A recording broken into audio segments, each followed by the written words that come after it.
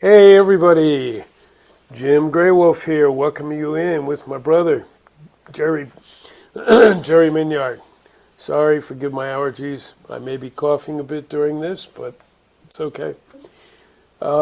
Yeah, good to see everyone again. Welcome everybody who's here in the Zoom box with us. And also welcome Tom with your group up on Pine Ridge.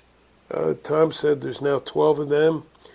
And welcome our friend, the grandmothers from out near Seattle way. I think that's right. Yeah. And there's 6 of those ladies. So we're getting a nice diverse group these days. Thank you all for being here. It's been, a more interesting time, but I think we will, if he's ready and willing, maybe Jerry, do you want to open with something this time? Um, sure. Well, actually, uh, Peggy, you want to open?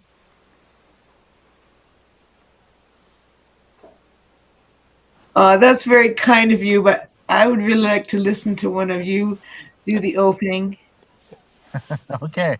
Okay. Uh, I just, Yeah, no, great. yeah. Yeah, but Not a I problem. I can will do that. thank you for asking. So I will give that some thought because that's something maybe I need to think about doing sometime. Thank you. Okay. Grandfather, give thanks for this beautiful day of life that you've given us. Give thanks for all of us that can gather here in this circle from all across this turtle's back and across the world.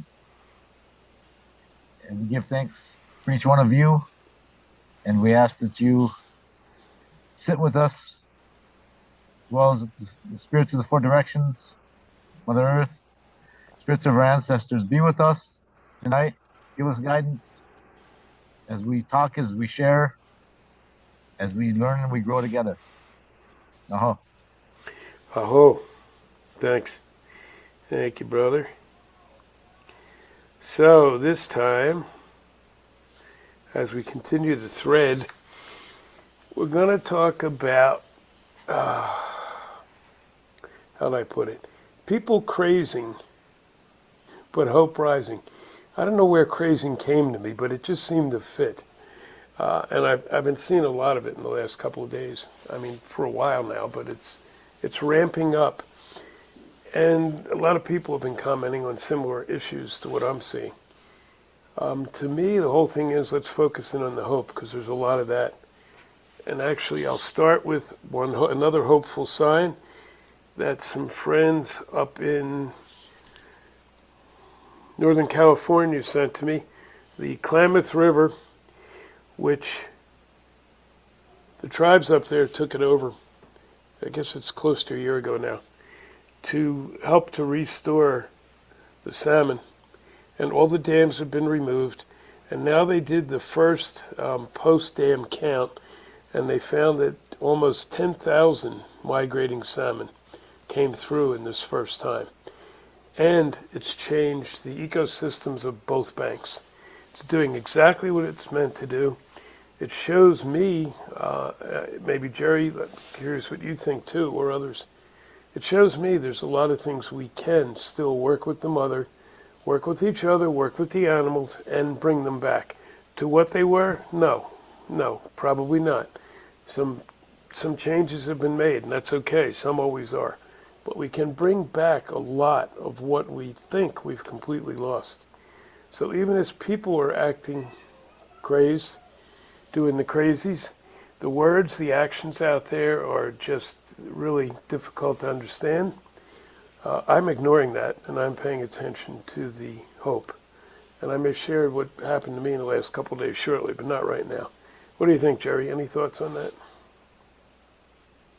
Well, that's just it. So the salmon are coming back. Um, there's several different instances. So the wolf population has is exploded in different parts of the country. The wolf is coming back and making presence known. Uh, in spite of all the hunting that's been done. So our elder brothers are responding to all of us. They're here to help us. They're here to be with us as we go into this new beginning. They are returning. They never really left, except for physically. Spiritually, they were always here. Yeah, that makes total sense. And I'm already getting messages come in, but And Tom, we need help. I'll put you on hold a little bit, Tom, until this flows a little bit further. We're going to do talking stick. There's a lot of us again, and since there is a lot of us, we want to keep this flowing. Let's try to keep our comments, to a minute or two, and then turn the stick back into the middle, and we'll pass it to whatever's next. Yeah, the wolves are another good story. There's 3 new wolf packs have appeared in California. Even as they are being hunted, our numbers have gone up. And I've been wolf since, forever. But when I was adopted 30-some years ago, I was given the name Graywolf. So I've always felt like one of the pack. So yes, those things are going up. And part of it is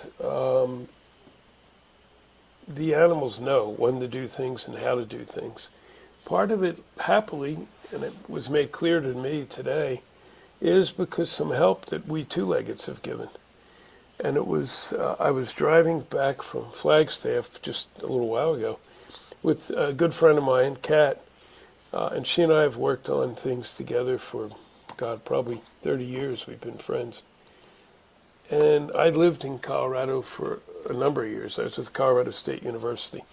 When I was there, I worked on the wolf reintroduction program. I helped with the campaigns. We set up a wolf pack in the area. We set up a bunch of them. And for years I did that. I left Colorado, so I left that behind. I turned it over. I found out today, Kat was one of the people who testified before the statewide governor's hearing on it. And a number of people, 6 or 7 I've understood, told her afterwards that they decided to vote for the wolf reintroduction after her talk, because she tied it into all of human existence, all of nature, all of balance. And so here we were working on a project together, separated because we were not connecting at that point, to help make a difference for the animals. So it's critical to me too to help the animals. The animals are our primary indicators. If they're not in good, healthy shape, we're sure as hell not going to be. So that was kind of fun to hear. I'm glad you brought the wolves up, because there's a lot of others. I've been posting some of them up that are starting to reappear. There's again some more whale pods that have appeared. Pods they thought were gone, that had been killed off. They're not. They're reappearing. It doesn't mean whoopee yahoo, let's jump up and down, it's all over.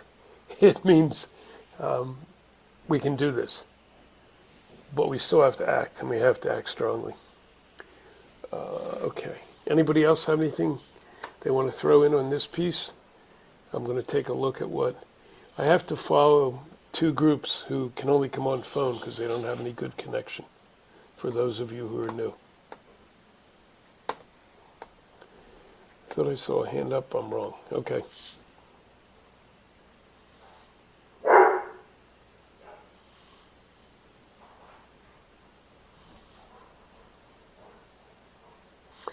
Okay, so Tom is saying from one of the elders in his group, one of the Standing Bear clan, that we humans are still the most at-risk species. To remember that as we go ahead and focus on working with the animals, because they will help us come through as well. I paraphrase when I do this too. And he wrote a lot, which would take a long time. Thanks, Tom. Good point. Oh, there's 5 young people in Tom's group this time, 22 years and younger, who are saying they are focused definitely on the hope, because they're not going to go into the dark place. Let me see. They're not going into their dark places of spirit. They're going to stay focused on what we can do, and it's going to take all of us. Yeah, they're still writing. We'll see what else comes. Yeah, That's amazing to hear them say that. it is, and it's good to hear Yes, it because is. when we go into the realm of what the hell's going on around us, mostly what we see represented in the media is the negative stuff. We never see this sort of stuff. Luckily with all the groups we're connected to, we get a lot of it sent to us, and so I can check it, and then I can say, yep, okay, there are 3 new packs here, and there are that many salmon that came through. But all we're hearing is negative, and all we're seeing, obviously, is at best negative. At worst, we look at it and say, what in the hell's going on? Is that what we want to be? And I don't think we want to. We want to keep aspiring to what we can be, not what we have been. A good friend of mine said to me today, Jim, right now I'm just trying to be in the present. I remember everything from the past, but I won't get stuck there.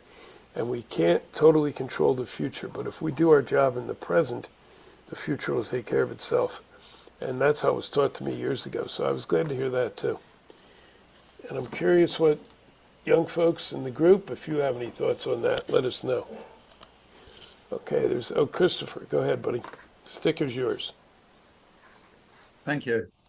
I still come back to one of the first things the mother said to me when you and I started working together. Is all I had to do was focus on working with the mother, which is working with life, like removing the dams, helping her come back to what she is, taking the human interference out of the way, whether it be physically or from our minds. And when I listen to her, she just shows me what to do. And I don't need to focus on negative. I don't need to protest. She just says, work in line with me. And that's going to be enough. It's walking the walk. Thank you. Talking stick in the middle. Thanks, Chris. Yeah, you're absolutely right. We have to keep taking our direction from the mother and then do it. And we are seeing a lot of that, and that's really good. Some of it, I'm not sure quite what we're going to do yet. Another call I was on yesterday, it was globally based. I had a lot of questions around here on Turtle Island, not around some of the policies of Trump in the social way, but around, hey, what's going to happen when they start drilling and fracking your protected lands? Those are the pieces you have left, aren't they, that are still wild? What's it going to mean? And I was a little surprised they focused there. I was glad to see that because it's being missed too much. Here we have people kind of deciding on what they're going to do by how expensive food is when we watch parts of our environment be ripped down. So they're in the right spot. And I don't know what it means, except I have faith that the mother will not let it get to that point. I don't think they'll be able to implement some of that stuff. And I'm pretty sure I'm right. I hope I'm right. No, I believe I'm right. That's better. And there's the fact that there's a human element that we have to find our voice and we have to stand up. Yeah, absolutely. Absolutely. And I'll just speak for me, but I'm sure many of us here, we're involved in a lot of prayer and a lot of ceremony, and all of that is critical and important, but we also need that action element. Absolutely right. People need to stand and speak and not be afraid. Just do it. I was on again. The calls are coming in fast and furious lately. And some people I haven't contacted with in a while. But somebody I was at Standing Rock with who was saying, boy, the gate really did open there, didn't it? All these things are now seem to be coming and people are standing together. And he's gone, so what do we tell people to do? I said, we don't tell people to do anything. Let Creator tell people what to do. Let Spirit tell people what to do. Just be ready to do it. be those hollow bones. Don't go in with preconceived notions or expectations, and it'll work itself out. They're now thinking of rescinding the protection zone around Chaco Canyon, which is one of the most sacred indigenous sites in Turtle Island. And a place sacred to me, and actually the park they're talking about is a place I've done a lot of ceremony with others. Yeah, you know, we can talk, we can speak, we can act, but we need to stay peaceful, because the mother is going to do a lot more than we will, that's for sure. So we'll see where that part goes. Whoops, what's going on here? Yeah, there's some tricky stuff going on with this tonight. I don't know why. Looks like we lost Jerry for the moment. Yeah, I was going to ask him something, but I guess I'm not. Oh, he's there. He's just in the dark. Are you in the dark or are you present, Jerry?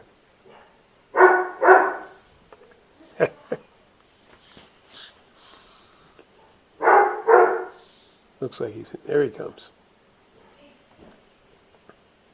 The sacred places. Yes, the sacred places. So, the sacred places. Go ahead. What were you going to ask me? They're under attack about- again. They want to open up a whole slew of them for exploitation once again. And obviously we're going to stand up, we're going to speak. We'll be at them again. I'm making plans to be at Chaco Canyon. In the near future, there's going to be some action. But I'm thinking the mother will better take care of them than we will. Am I being too? Well, no, Yeah. I think you're right, but also nothing is just one-sided. We have to do our part. So I think it'll be both. I think by the people showing up and using their voice, that'll work in conjunction with what's going on with the greater beings. They'll be doing their part. We all need to do our part. And that's what this is about, after all, is the human beings stepping forward. And if we don't step forward, then there's consequences to that as well. And I refer to what the Hopi called the end of this fourth world, Yeah. possibly ending in what's called the Great Shaking.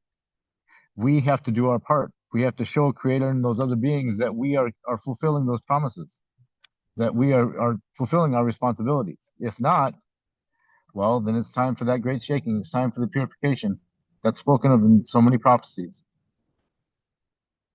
This is about us growing and learning and moving on to that next stage. And us sitting back and doing nothing and letting these things happen is not doing that. No, that's right. And I'm reaching out to people up there to see what's going on, because I've heard they also want to go at Canyon de Chelly. And we have a good friend up there, Shazay, so I'm waiting to speak to him about that if he's heard anything. But yeah, I mean, if we allow it, then it's partly blame on us. And we can't be doing that now. Our grandchildren and their grandchildren are looking back at us already. Christopher. Yeah, I was just reflecting how, with politics here in New Zealand, I know sometimes the government will make announcements and it'll test the idea by how many people respond. So if people put up an outcry and stand up and go, no, the government tends to back off. If nobody says much, they get the sense they can get away with it. And I feel this approach is not just here in New Zealand. I feel it's in many countries. But at the moment, with some countries around the world other than New Zealand, it takes a lot of people to stand up to make it heard that this is not okay. So it's a matter of finding what is the momentum that's needed to get that turning point. Talking stick in the middle. Yeah, and that's been an ongoing thing as well. Let's bring David in here.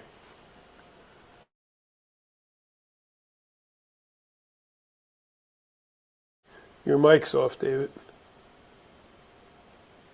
Oh, thank you. Yeah. I was just thinking on something that that happened a while back. A perfect example of the disrespect that our government has for indigenous spiritual or sacred ground. Uh, my wife and I take a lot of trips to the Cook's Forest area in Pennsylvania, and there's a bridge.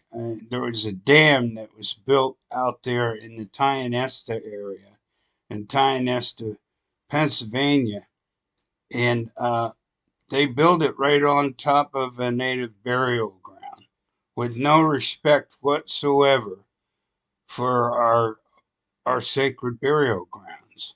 You know, so the government has. There's plenty of, and that's just one incident. There's plenty of incidences uh, on record where the government has done things like that and gotten away with it. And the only way that anything can ever be done is if it's brought into light, where people say, if we get enough of our people standing together and saying enough is enough, maybe we can make a difference. But it's going to take all of our nations sticking together on the issue. You know what I mean? Because if it just comes from one nation, they're just going to blow us off. But if we stick together as one, then I'm hoping that maybe we can start making a difference. And it's good to see the young people uh, feeling the same way. That makes me feel hopeful for the future. That they understand, yes, the government uh, is doing all these atrocities to our people, and nothing's being done about it. It's time to take a stand and say enough is enough. So that's all. I just wanted to add that story into it. Thank you. Thank you, David. That's good. Yes. Um, it is, and it's all people. Yes, the indigenous lands are being hit because it's there, and they've done it for so long. Every time I drive up, I had to drive up to unexpectedly. A good friend got in a car accident, and I was going to go pick her up, and she was up in Winslow, Arizona. I don't know, 2.5 hours from where I am. And so I drove up, and I passed 3 accidents along the way. But the thing that was working, unfortunately, and each time I go by it, it's like, is the huge coal-fired electric plant that's up there. And it's not only coal fires, it's part of it's on the res, and none of the power even goes to the res. And I remember how in Navajo land, the land is still radioactive and will be for another 100 years plus. And that's because there's a lot of that land there, and they didn't put up a lot of stink before. The government didn't allow it. That's changing. That's really changing. And I got a message from Grandmother Jen, who's the one who started the grandmothers group.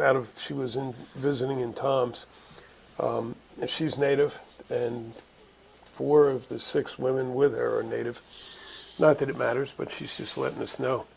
They're having meetings up in her area now, Northwest, and she's seeing people come together who normally would not come together. So they had a big meeting, grandmother's meeting the other day, and it was mixed, very mixed. Ideologies, cultures, races were all there. And she's saying she hasn't, in her, 80 some years, I think, if I remember, it might have been 90. She hasn't seen that before. So same thing, while we may disagree, there's some things we're going to agree on, and that's where we focus, I think. At Standing Rock, I sure saw it. Standing and talking to people who, normally I wouldn't. I'm seeing it around here now as well. who I won't agree with in a lot of things, most things. But I can agree we've got to take some action if we're going to put things back in balance. So that's a really nice part to start seeing too. There's something else coming from the other group, but let's go to Mr. Christopher again. You're on. Thank you. Just another point that I'm getting reminded of as we're talking here, that when I stand up for something with the different things that are happening around the world, I'm put in touch with how much I love this, whether it's, Canyon de Chelly, I know it's a place that's dear to my heart. And the thought of somebody harming that to me is just like, no go. And to me, it really connects me with how important these places are. And my heart is the best place to come from. It puts me in touch with where I need to be and coming from that place. Not the anger, which is a disempowerment. Our hearts are strong. When we sit in our heart, we're in our strength. And that's a place where we'll stand there strong. We'll give voice where needed. We'll be present where needed. And the mother guides us through that connection as well, which I find is really helpful. So, talking stick in the middle. Thanks, Chris. All right, I'm having a feeling now, it's starting to come in. Hey, Jerry, are you active? Can't tell if he's frozen or not. Yes, I'm active. If something's coming to me, it's saying there might be a story coming from above right about here around this. Well, it's very fitting for the time and what you're talking about. So, this story takes place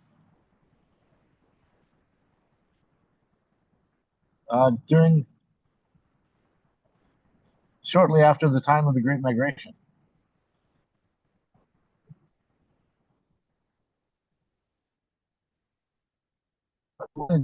Actually, before the Great Migration, the Great Migration process is happening. You're There was breaking up. one nation who You're breaking up. You're breaking was up. ignoring their. Okay, Hang on might a have to minute. wait then because I'm going through a dead zone. Okay. All right, we'll circle back in a few minutes. Let me know when you're out of it. Okay. I didn't know you were driving. Okay, so I'll go to you in a minute, Peggy. I'll take one from here. We're back in the Tom's group. They're up in Pine Ridge, and they've been with me for years. I'm honored to always have them there. Oh, it's coming. Oh.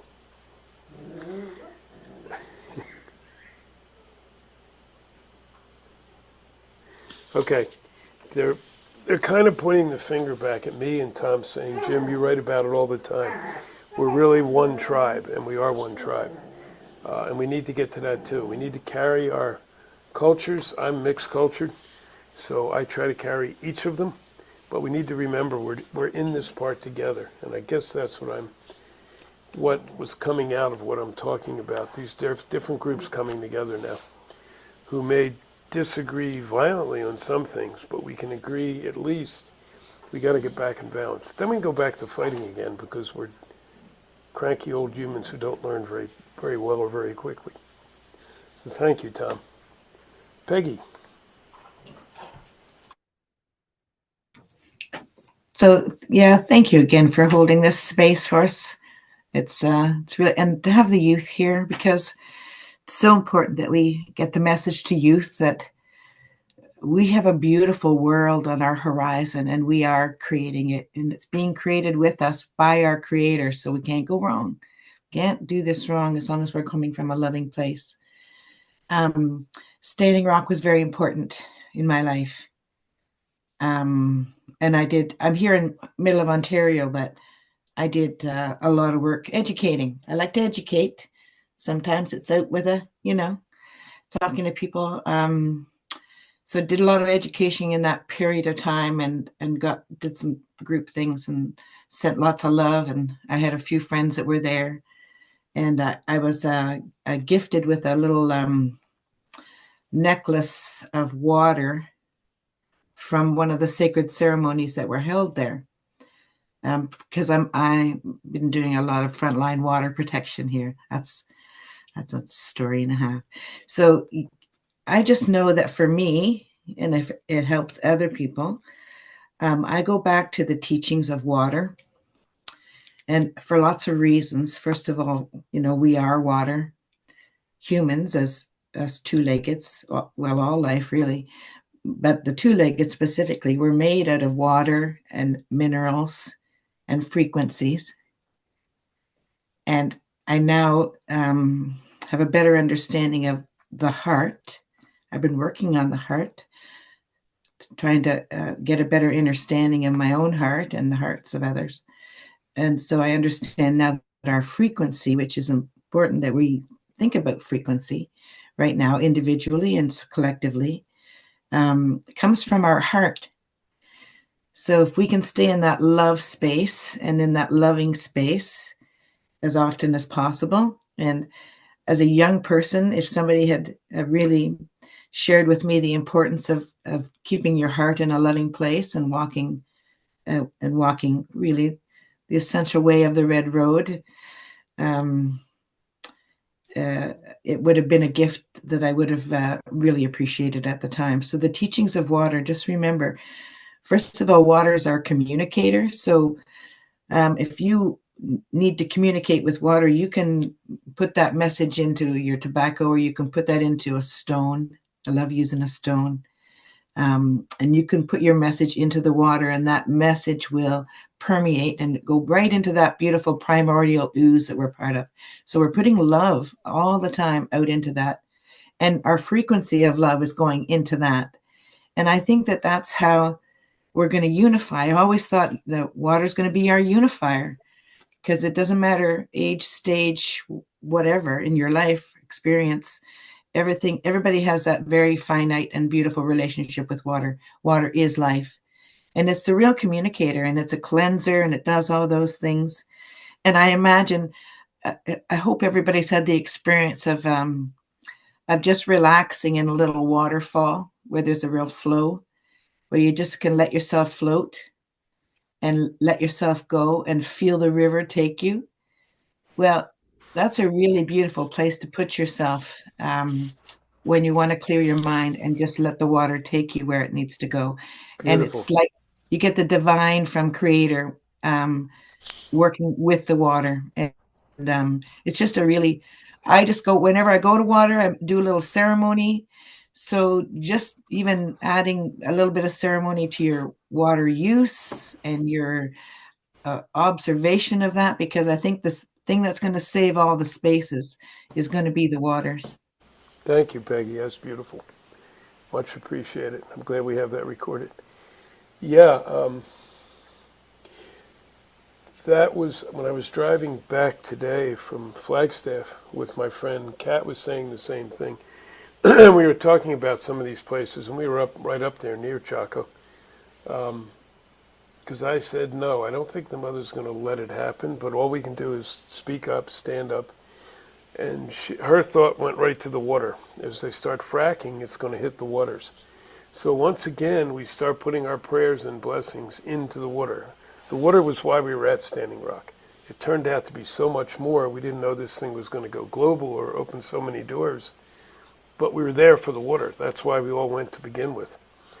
And so I think it's probably time to pull out some of Dr. Emoto's teachings again and start paying attention and work heavily with the water. Yeah, I thought we were going to do a little water walk here this fall, but Carol Blodgett's not able to make it, so it'll probably be the spring now. But yeah, thanks for bringing the water back in. It is really, really important. And it's the lifeblood, so yeah, it will be a critical And Masura Emoto, he actually has a So- prayer, a beautiful prayer. Yep. I don't know, it might be a got one that we several. can maybe use as a common prayer among us all. If we use it, he does have a prayer. I had a big poster board of it somewhere. Okay, thanks. Yeah, let me hold on to the talking stick another minute here, and then I'll... Oh, okay. So grandmother also, she gave me permission to share. Grandmother was on Pine Ridge for a while visiting, and so she was part of that circle while she was there. And first of all, she's in her 90s, so she just thanked me for making her younger, which, as I'm getting older, I'm happy to do that. She was reached out to by some of the young people who've been involved with this. And so the grandmothers and the young people all had their first Zoom together. And it looks like there was 17 of them in this first call to talk between the generations. And I just love that. You know, I've worked with young people pretty much my whole life, but a lot now as I've got plenty of mistakes to share with them so they don't make the same ones. But knowing that happened really just, I think I smiled all day. It was perfect. And they're going to be doing more. And I keep asking them, and I know they're listening, so no stress, no coercion. But if you all would ever be willing to just come on, we'll set up a show and you guys take it. I can handle the semi-techie parts and you all lead the discussion. I think that would be incredible. So we'll see where that goes. Okay, we got that. What else you got going on here, guys? Whew. Okay, there's more coming, but I'll go back to that. Did somebody else have a hand up here that I saw that I missed? Was it you, Chris, or you were done? I pulled you in. Okay. Interesting things that are happening, and I'm hearing all kinds of stories once again. And David, I didn't know you were back in Pennsylvania. That's my old stamping ground. And I remember when I was young growing up there, we were protesting the nuclear power plant there. I don't know if you were back there then, but I sure remember that. That was probably my first understanding of how horrific that sort of thing could be, if not done properly. Actually, if done at all, it shouldn't be done. I just forgot where I was going with this. It was really good. Oh, so I'll just finish this piece out. This friend of mine called, who is a wonderful person, and this is the one I was talking about. I was working with the Wolf program. I left. She came in. I didn't even know it, and did the next part. And I think we need to do more and more of that. But she had had an accident, so I drove up to help her. And it was night by then, and I went by 3 accidents, and there was one going the other way that was, wow, trucks and cars and everything else. And it was backed up for miles. And darn, I'm glad we're not on that side, or I'm not. I got to where she was. I had my dogs with me. And we put some of her stuff into my car, and we were heading back. And I checked on it, and it was going to be hours and hours until the highway was open. So we found a place to stay for the night. Again, unexpectedly. Gave us time to talk. It gave me, one of the pictures that it gave me is the one behind me right now. We had this incredible red sky as the sun went down. The whole sky was like that. And it just seemed to me like we were being shown, okay, stay on the good red road, and right now we're showing it to you from above. I probably have a dozen pictures. Actually, I was driving, so she took them, I guess. But all of that was unexpected, and then we thought we had it resolved, or she did, and we're back at my place, which is about 30 minutes south of Sedona, and her whole rental car thing was done incorrectly. So she had to go back to Flagstaff to resolve it today. And part of that is telling me, pay attention to the journey, pay attention to being on the road right now, and whatever comes our way, just take it. Don't try to plan too much. Every time I try to plan, Chris, you and I learned this a couple of years ago, things fell apart. Stay open now. I used to say all the time, stay in your heart first and then the brain. Jerry has put into it, and he's absolutely right now. And we do need to stay in the heart first, but we need to take the messages from Spirit. Everything needs to come from Spirit right now. And then into the heart. And then when you're ready, we incorporate the brain. The way I was taught by my Mayan family in Belize, they taught, I forget the word they used, so it doesn't matter. It was chakras. But there was an extra chakra they talked about right at the base of the skull. Because for them, the third eye here was just a camera. It just took pictures. And then the images were sent over the head. So they were here, connecting to above. And then when they got back here, that was the other chakra. And that's the one where things were interpreted.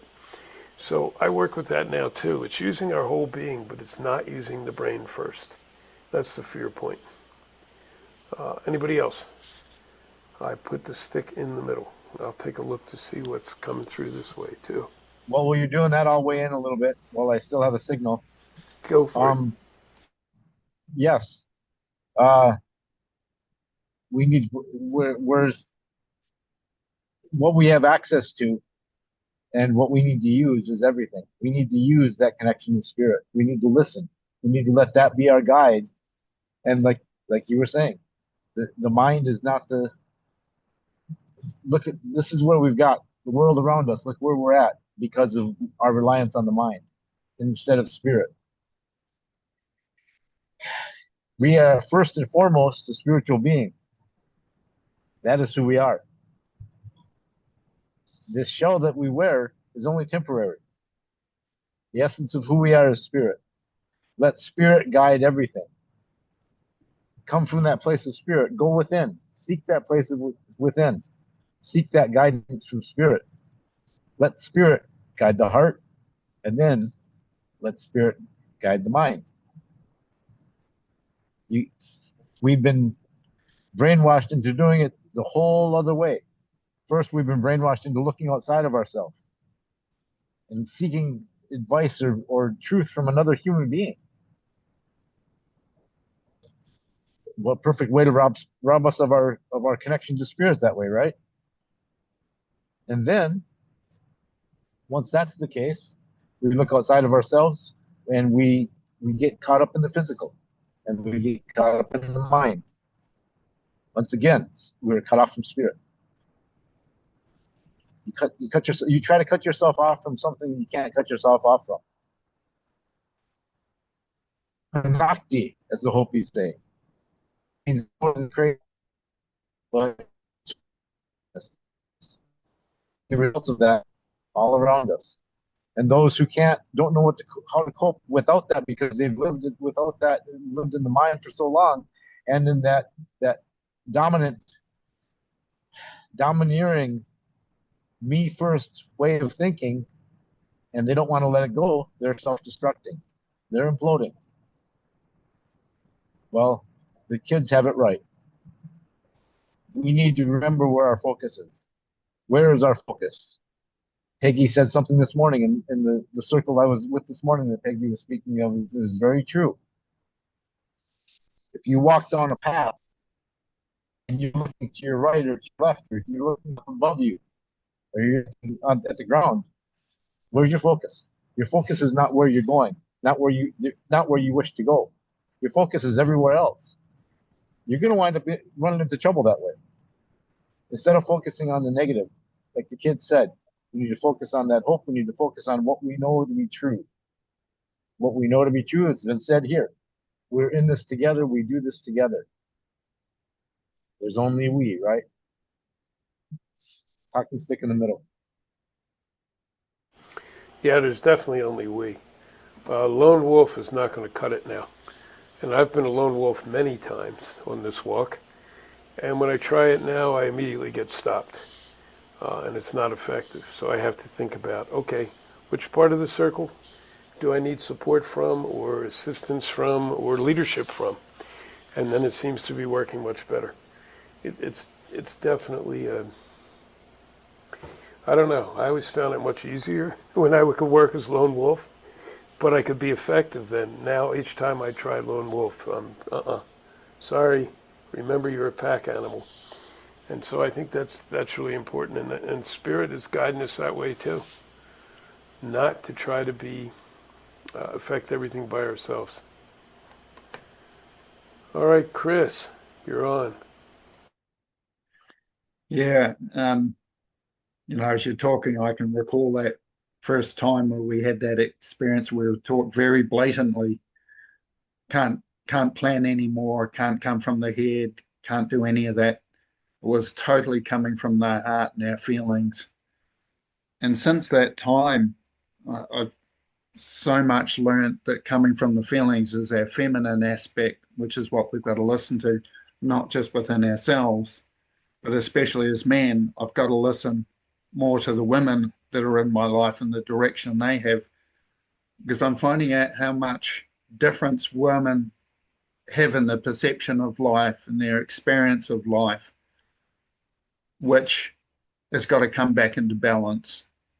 And one of the bits is finding women that feel empowered, because having been in a male world for so long, a lot of them have learnt to play small or come from their male side, not their feminine side.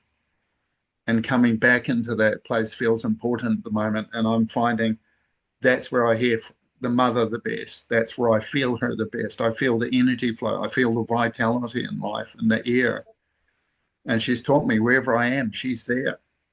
And part of that is the air I breathe is hers. That's her breath. Wherever I go, the water, it's around, because I love going to water. It's her blood. She never leaves me. My body's made from her, goes back to her. So, yeah, talking stick in the middle. Thanks, Chris. Oh, excuse me. Yeah. Whew. There's lots of things popping up here on the screen. Tom, tell me which piece you want me to bring up first. Okay, we'll let that happen.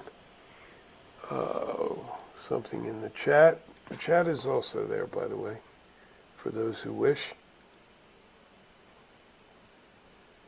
Thank you, Mel.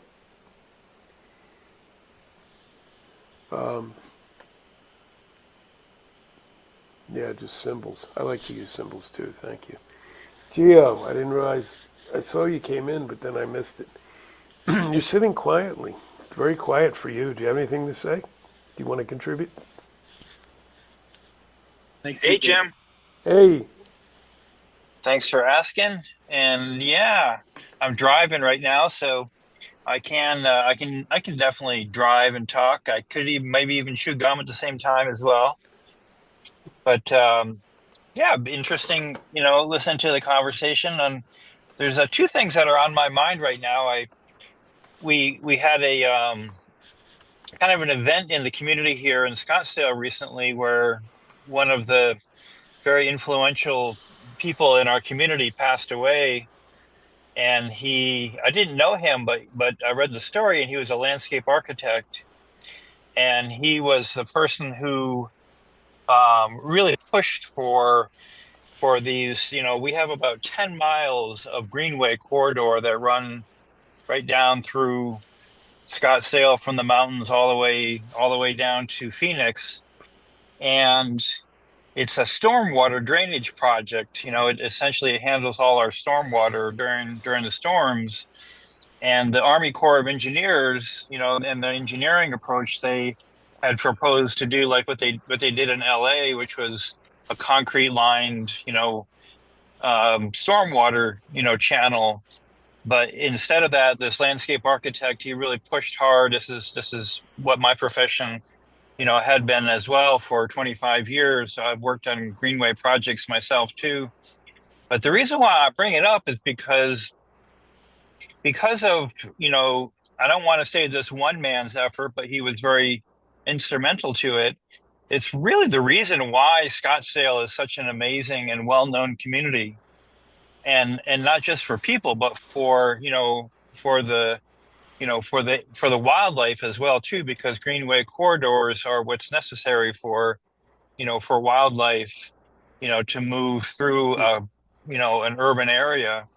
And so we have all kinds of, wildlife that move through this corridor. They can move from the undeveloped land up in North Scottsdale, all the way down to Phoenix. And then Phoenix has the saltwater river corridor that runs through, and these are the saltwater, project. That's a water, delivery project. But anyways, I just bring it up because you're talking about, different things that we get involved with as, as whether we're activists or we got projects that we're working on.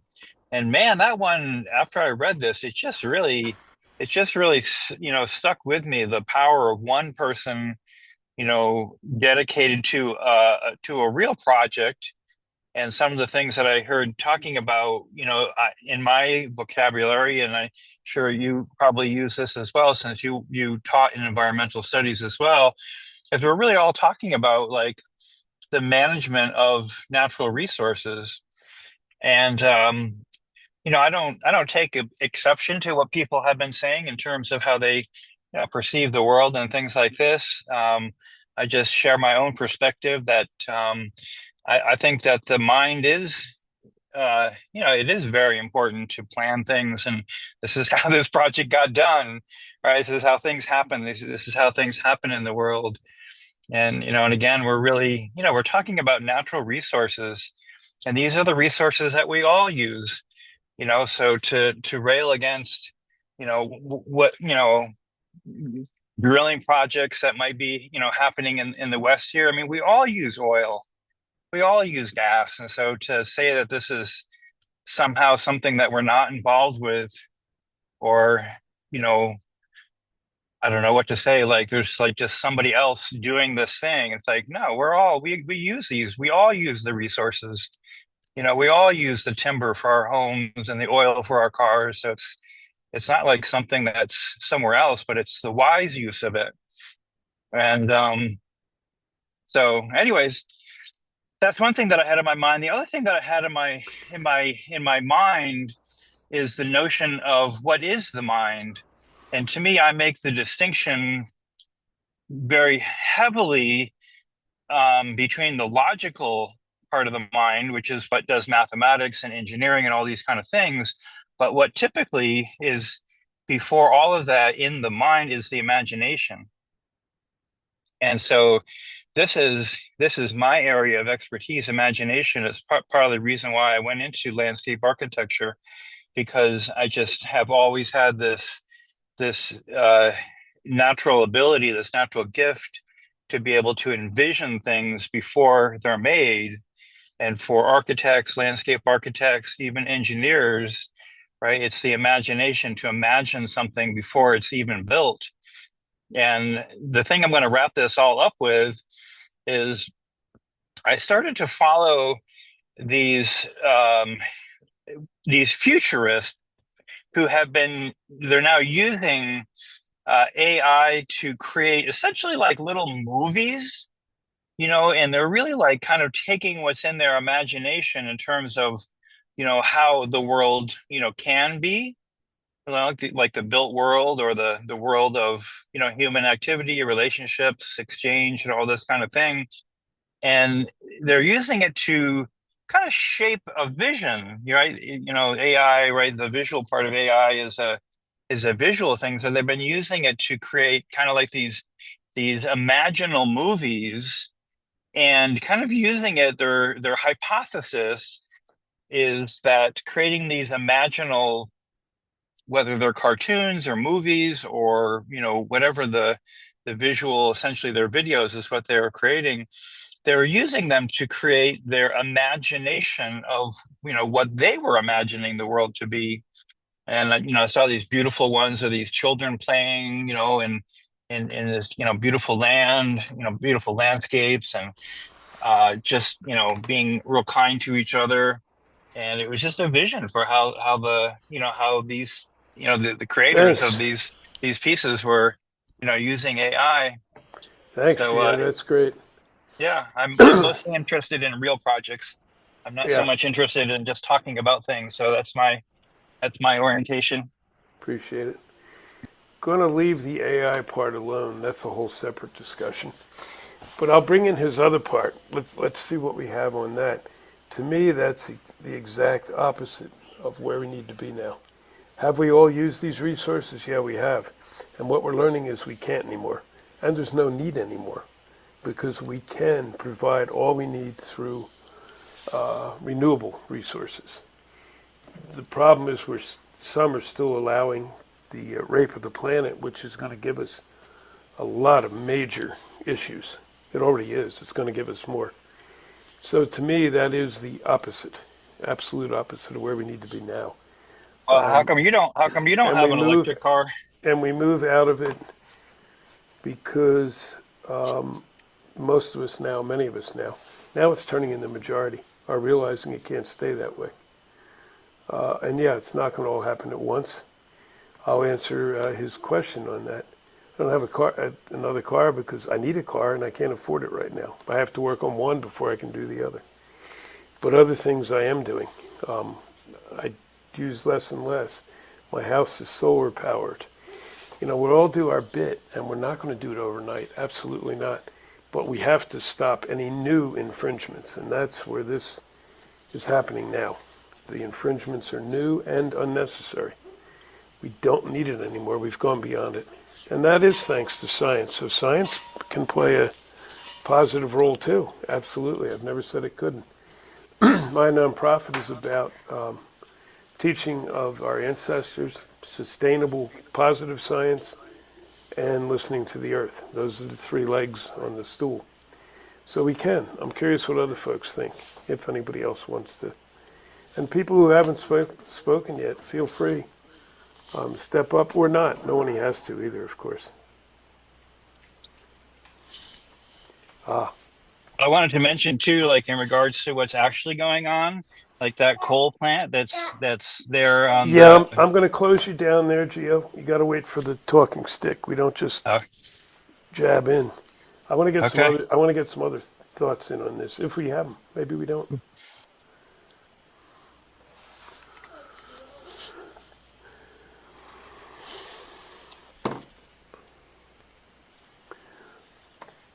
Okay, so coming through from Tom's group, many of us stood at Standing Rock, yes, and I know some of them from there. Okay, science spoke of what would happen if they put these oil lines through, what would happen if they continued to frack near the rivers, and that river supplies a third of the country. Well, it's actually a third, western part of the third, I believe. Not positive on that. Somebody could check me. And yes, we don't need it anymore. Did we ever need it? Who knows? That doesn't matter. We don't need it now. That's the belief of the group here. So that's coming from the group through Tom. Chris, you have anything on this? Jerry? I don't know where it is, Jerry. Yeah, he's still there.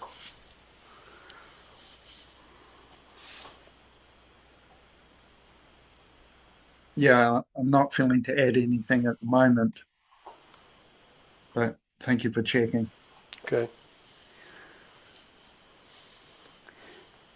Mel, you've sat pretty silent. Do you have anything to add into the thing, or are you good with absorbing the energy and putting it in that way?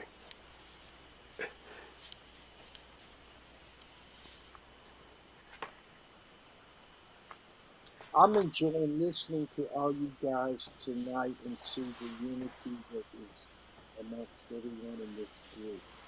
So, this being my first time here, thank you, Jerry, for inviting me. And what you guys are working on is some of the things that we're working on too, with tribal unity, reunification, and with the World Hereditary Council, doing the same thing on a global scale. So the wolves and all really excite me. And this morning, Jerry learned a little bit more about that.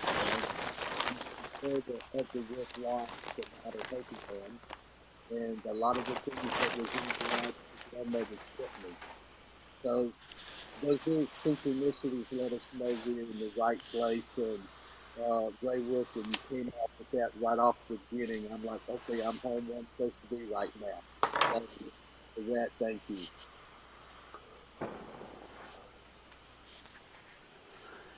Thanks, Mel. Okay, so coming in from our grandmother friends, it's from the group from Grandmother Jan. They're up in the Northwest. They're now threatening to are, wait a minute. Oh, I see what she's, okay. I thought she meant Washington up there. No, she means D.C., Washington, D.C. Our federal government is threatening now to take down the turbines off the coast. And at the same time, they're talking about fracking along the coast.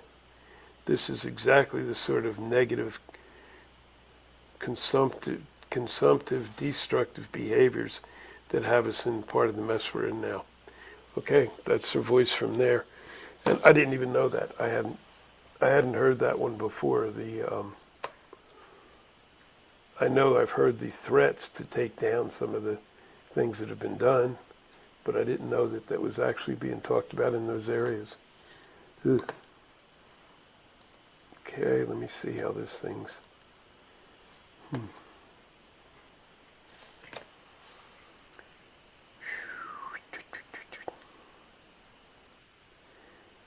Yeah, Chris. Yeah, I'm just contemplating, as I'm listening to everything. And I'm reminded of a project in England where creeks and waterways and things had been filled in for purposes such as farming and a myriad of reasons that they made up. And a lot of them, they tried to dig old creek beds out and let water flow. Yes, it brought life back in various ways. But in one bit of land, they tried something new, which was letting the water flow back across that land and choose its own path as the land was now, rather than humans determining where they thought it should go or trying to take it back to the old creek bed. And I come back to nature left alone and with her own resources and her own needs. She's very good at doing what needs to be done. She does it more effectively, quicker, I find, than we could do as humans. Every time we try and interfere, we muck things up. And I'm taken back to how these watercourses we talk about, how they're lined with concrete. And I remember several decades ago, they found by trying to make water flow out to the ocean and that, get it away from the land as quick as possible, wasn't actually helping. And they ended up taking away the concrete lining and putting it back to natural earth, because that's the way the water worked best. Water was absorbed into the land, got out to trees, mosses, grasses, swamplands, all sorts of areas that it was involved with. And that helped flooding mitigation massively. And I still come back to nature knows best. We've just got to learn to follow her guide. Talking stick in the middle. Yeah, definitely. And I was going to ask Gio about that, but I don't think he's here now. I was in natural resources with the university, with Colorado State, for 9.5 years. I was getting degrees, I was teaching, I was running the environmental center. So I managed to get involved in a lot of things and get myself in trouble often up there. Natural resource management was actually one of our colleges within the university was known as, and it was the one I was in. Management in natural resources has been screwed up so much over the years. We've been taught a lot, and we have changed some. Yellowstone taught us a tremendous amount with the fires. That we can't control those things, and we shouldn't. They come back. We've brought things in like the vines. What's that big one? Darn, I'm drawing a blank. Vines that were going to help hold sides so they wouldn't wash away have taken over and swamped everything else. On and on and on. Too often, things were done without understanding the full implication. The wolves themselves. There's people, once again, who are going to try to increase the number of wolves we kill. And they don't understand the balance they bring to nature. So management, I don't like the word. I wish we had a different word. And I used to say it when I was at the university even. I wish we had a different word that indicates we're working with the mother and with nature, not managing her. Because nature knows how to manage itself. And all we do, that's right, all we can do is get in the way. But as we're learning, we can help provide what nature needs to be in a better way. So thank you for that. Hello, everyone. I'm back. There you are. Yeah, I know. I saw you had disappeared. Oh, well, you came back. Oh, sorry. So what did I miss? From what I saw, someone was getting ready to implode. To what? Go ahead. What did I miss? I don't know where you got thrown off. Couldn't tell. Just says Geo tried to cut you off when you disagreed with him. It did?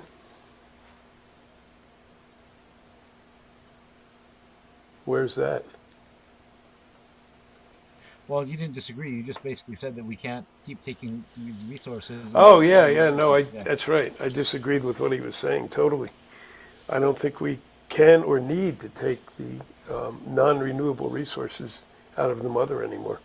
We have other ways, and they're not perfect. Mel's speaking to it here as well. No, they're not perfect. They're still being developed, but they're a hell of a lot better than the options. And I would like to weigh in on Go. that. So Go ahead. the issue is taking without giving. This dominant culture way of thinking that we've been enmeshed in is seeing these things as merely physical. And I'm not saying that the mind is a bad thing. I'm saying we have to use them in the proper order. We don't take a car that's not designed to run on its own and just get in, start the car, put the foot on the gas, and say, okay, the car's going to drive itself without any guidance. What I'm saying is that the mind needs that guidance from the spirit. First of all, we are not just physical. Everything does not come from the mind. And these resources cannot be taken without being given, without giving back. There's a circle, there's a cycle. We must get back to the sacredness of life, is my opinion. And what we're seeing is what happens when we don't, when that whole side is ignored. Do you think this is working? Does anybody think this is working? Let me know how that works out for you. I'll talk to you later. I'll see you. I'll see you. I'm leaving for the fifth world. I'm going forward. Yeah, me too. And I don't want to do anything that takes us backwards. And raping the planet sure as hell takes us backwards. There's other things. We're going to do some other programs that'll be pretty controversial later. We're not going to get into it tonight, but all these things are tied together. It's one big circle. Chris, you got something to contribute to that? Yeah, I was just wanting to say very much in agreement with what you're saying there, Jerry. And I still come back to we've been guided to listen from our connected place, our heart, rather than our head, which is disconnected. And we see the actions of those that come from the head or from disconnection. They don't understand the flow of life. They don't understand how life works. Therefore, they don't work with it. We're co-hosts of nature through the fact that we're actually part of nature, and that's what we've got to listen to and find the guidance from. And we're literally finding it because so many of us have been disconnected. And it's coming back to that place of connection, even learning what connection is, because there's very few people I know actually have a comprehension of it. It's always just a head analysis. And to me, that doesn't work. Yeah, agreed. Peggy. I love the connections. So I'd like to segue back to a connection to the wolves. And I'm thinking probably Jerry has a story about wolves that will connect to this. But I remember reading that there was a time when the two-leggeds had a telepathic connection to the wolves and lived in community that way and had a telepathic relationship. We could read we knew we could speak to each other essentially.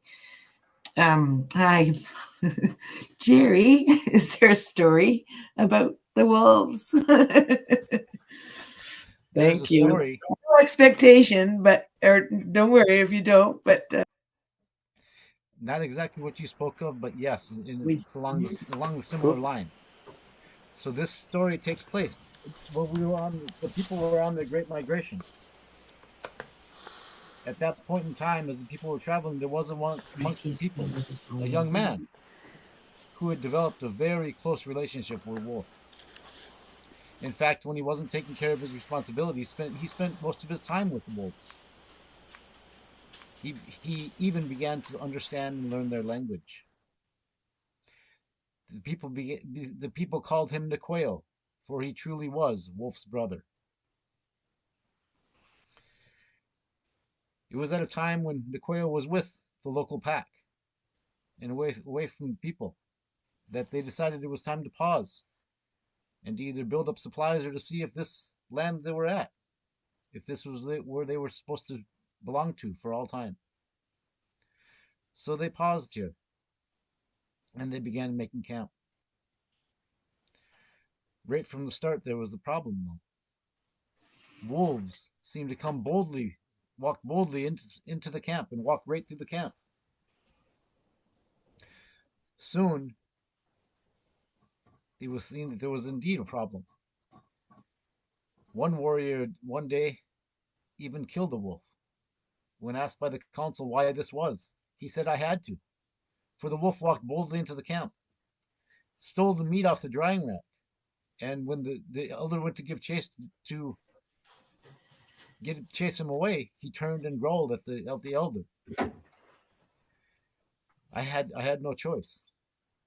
So the people decided they must call a council. And at this council, they decided there was no alternative. There must be a wolf hunt. Well, the quail was away with the local pack. And as he was spending time with the pack, as the days passed, he noticed that the pack, fewer and fewer, kept returning back to the pack as they went about their nightly hunts. Soon, there was only a small number left.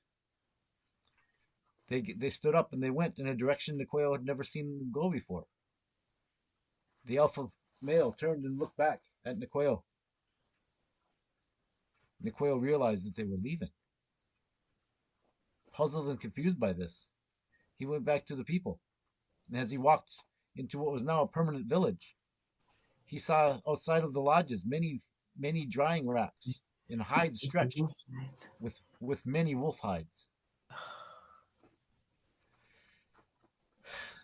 Angered and saddened and confused by this, Niqueo went to the Kikmungwe, the leader of the village, demanding to know what had happened. As the chief spoke and explained all that had happened, Niqueo was a young man, but he seemed too aged before the eyes of the chief. His shoulders slumped, and a great sadness and sorrow overtook him. But when he looked up, there was a fire in his eyes. Niqueo said, "At this council, why was I not asked to be here? At this council, there were those who spoke for the children. At this council, there were those who spoke for the women and the elders. There were those who spoke for the warriors. I have as much right to have my voice heard as anyone here. You should have come to find me. If you had, I would have pointed out that Brother Wolf communicated to you in many different ways. When you first made this encampment, he walked boldly through your camp, you say, from one end to the other. When that got disturbed, when he had no choice, he tried to get your attention by taking some of the meat that he requires as food as well. If you had come to find me, I would have told you that where you chose to put your village was on their ancient hunting trails. You disrupted their life. You disrupted their food. They were trying to tell you and communicate with you what had happened. If you had come to find me, we could have lived in peace. At this council, there were those who spoke for everyone. Who spoke for Wolf? This lesson was not entirely forgotten amongst the people to this day, to remind us that in this world what we live in, there are many things that we must consider. There are also many unknowable things, but we must pause to consider all things and how every action affects all life around us. So at these councils, there is still one who remembers and stands and says, who speaks for Wolf? We must remember, when we speak of all one people, it is not just human beings. It means all peoples, all life is sacred. The sacred relationship with all life is what our people lived and strived to live. This is what we've gotten away from. This separateness and seeing everything as separate and different, and we need to do this because this is what we need, and not looking at how our actions affect all life. We have to return back to this teaching. We have to ask how what we do affects everything around us. For after all, Ingwatewa Duakachiam, that is in Hopi. It means something you've heard before. We are all related. Oh, talking stick in the middle. Oh, good story. You brought my Wolf Nation in.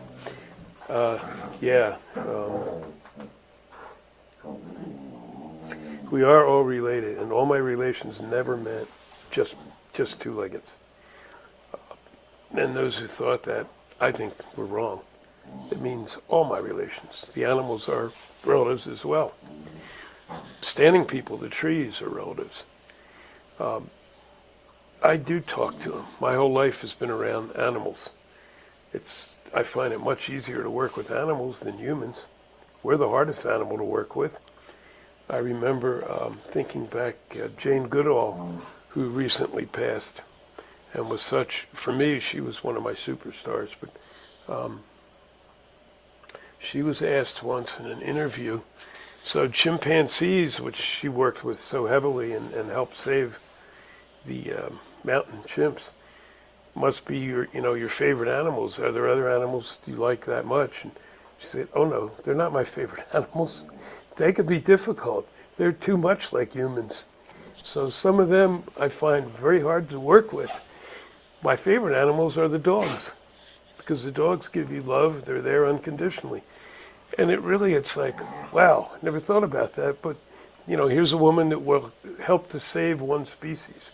We don't have to just save ourselves. It really has to spread everywhere.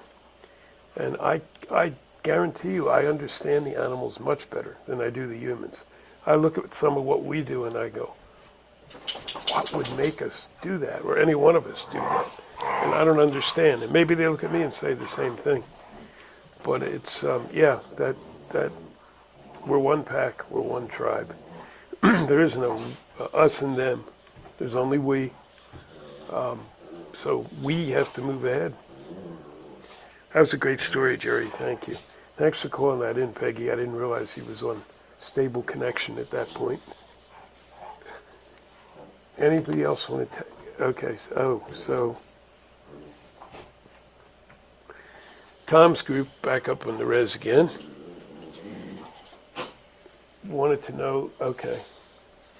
They had some questions after hearing they call it debate, that they wanted to ask Gio. And no, Gio left, I guess. I'm not sure when. I didn't really pay attention to it. But I can put you in touch with him if you want to, guys. He's got his opinion. Mine is absolute opposite now. I've been through too much to think we have the right or the ability to continue to do that sort of thing. And so, yeah, it's fine to debate these things. That's what we're here for. And I'm not sure how else to take that. Just that's differing opinions here. I'm sure there's still more at this table. So, guys, yeah, if you want to ask us anything about it, feel free, but you're going to hear the other side of the story. Woo, boy. This is bouncing around a lot tonight. This is great. Okay, who wants to bring in some related piece to this? Peggy, did you have anything else on where we were, or was it just bringing in?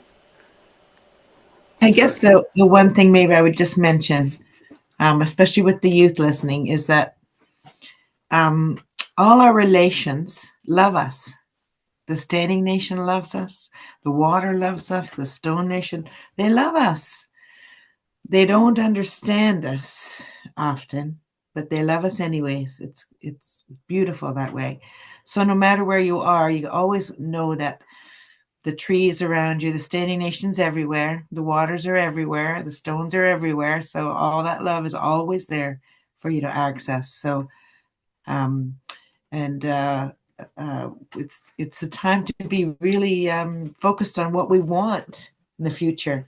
And the past is the past, and we know what not to do. So now we, in our hearts, we can remember what to do. We just have to. I teach people how to grow food and things, and how to be respectful about the ground. And I don't have to teach anybody anything. Actually, I just help people remember, and I think that's what you're all doing. You're just helping. You're helping me remember, and I think that's one of the gifts that's going out. So all you young people, don't worry. You're just it's in your bones. It's in your bones, and you'll come to know and have that relationship. So, and from that love and that interconnection, all the things that need to happen and all the actions that will come from that beautiful tea that Jerry mentioned today. Yes, yep. The beautiful directions. He gave us some beautiful guidance this morning. It can be made quite as simple as that. Just that loving prayer, but also to know that you're being loved back, regardless of the situation. They love us. They love us. That's really a strong. Yeah, I'm glad you brought that in, Peggy. You're right. That is what the animals do, and they're to support us. They're there to help. And question coming out of the group. I don't know who in the group. Tom, who do you? Does it matter? Well, we'll see. Is how come? I love the way they're putting this. What I don't know what that. Oh, tongue in cheek maybe, but why haven't we humans evolved as far along as the animals? Why is it we don't love all the other creatures? That's a really great question. Can I handle that one?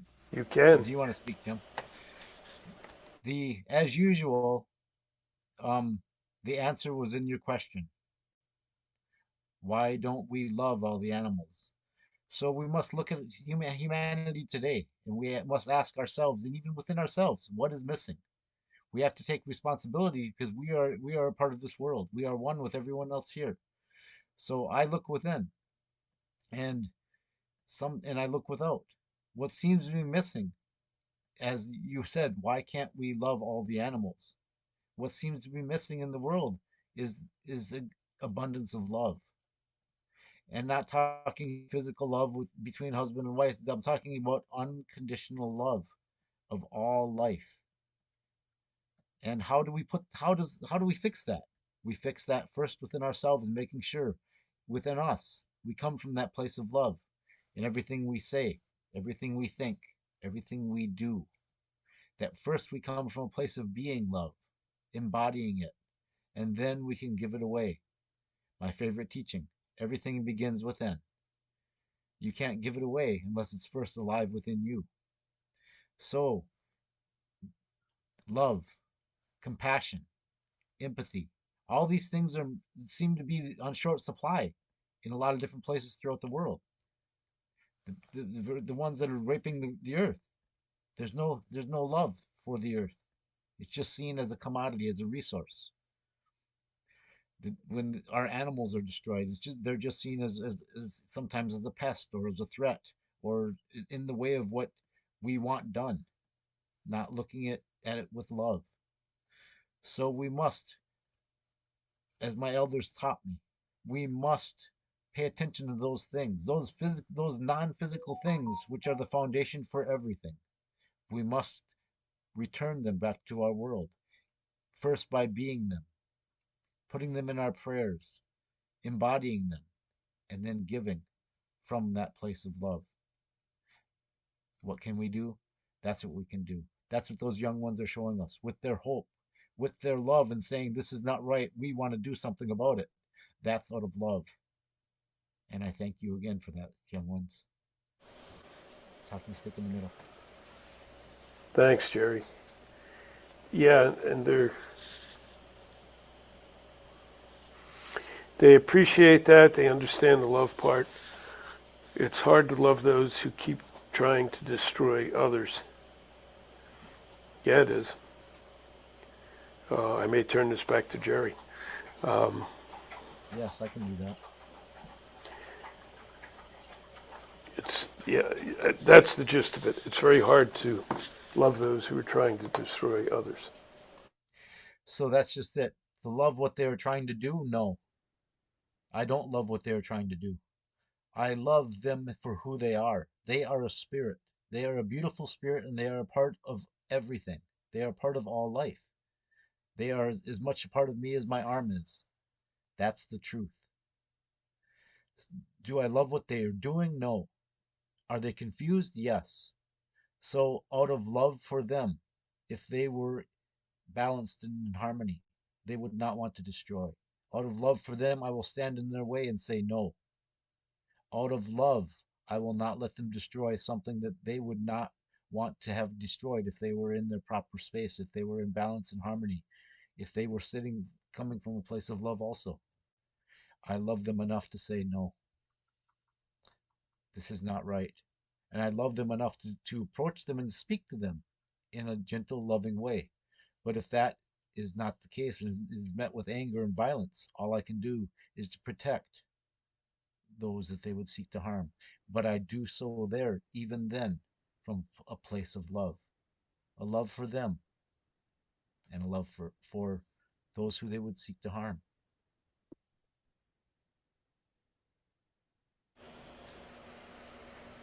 That, Dad, Jim?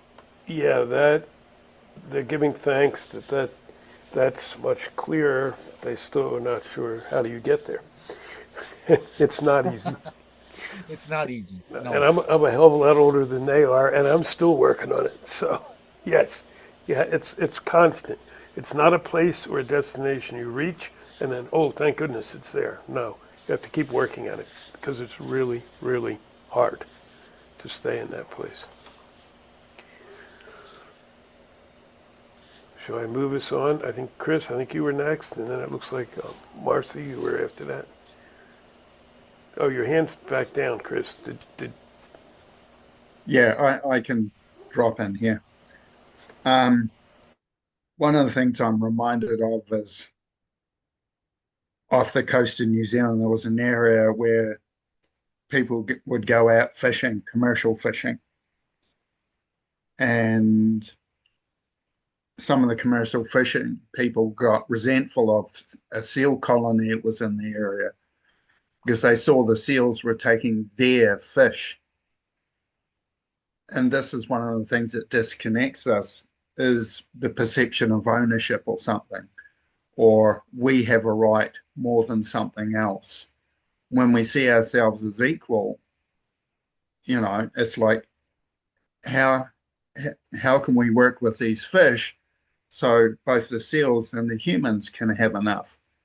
Because what happened in the start was things were overfished until there wasn't enough for both two-leggeds and their seals that were there. And when the fishing stocks got low, the humans wanted to own the last of what was a diminishing resource. And now we're having to have fishing sanctuaries where nobody fishes so stocks can recover. We have these recovery grounds now covering quite large areas in size, but percentage-wise of the world, we need a lot more of those to help different populations, whether it be the wolves, the bears, the insects, the fishes, recover. And how do we get there? Enjoying sharing is the way that I've found. You know, if I want to share the fish with the seals, I love to see them, you know, their lifestyle, their life cycles. I learn about them. I involve myself with them. I become knowledgeable and I understand what they're doing and I want to share fish with them. I enjoy seeing that part of life. So I'm talking stick in the middle. Thanks, Chris. Yeah, absolutely. And that happens a lot of places. I've experienced it myself in different places. Marcy, hi, welcome. Stick is yours. Thank you. I guess it's all right to just jump in, right? Say something. Yeah. Yep. Yes, Well, it is. my teacher taught that the animals have no problem with their identity. It's humans that have a problem with their identity. A bear knows what it is. It knows how to do what it does in its world. You know, all these other animals, the wolves, lizards, they know where their place is. They do their thing and they're perfectly happy. And what makes us different is the ego. And that's what's causing all the chaos in all the minds, because that's what creates all this separation. And I'm better than the animal, and you know I'm this big human thing, and it's the ego mind that's in the way of all this. And we as a people, with our budding awareness, are beginning to break that ego down, and that's what's going to create this placement of love for everything.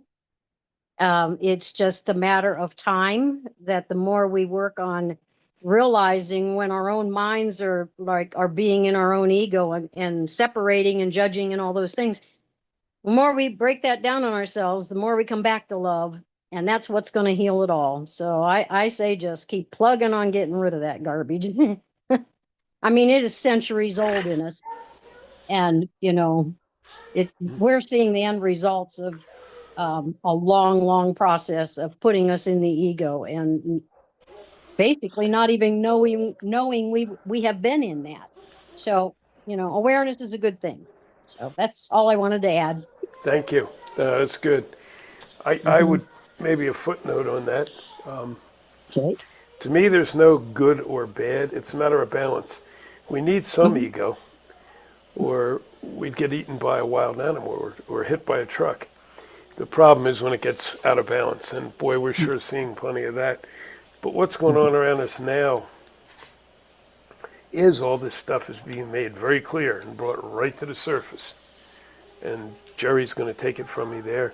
Or either that or he's just waving hi, hi. Oh, So it's story time again, children. okay. And I say children because I am a child too.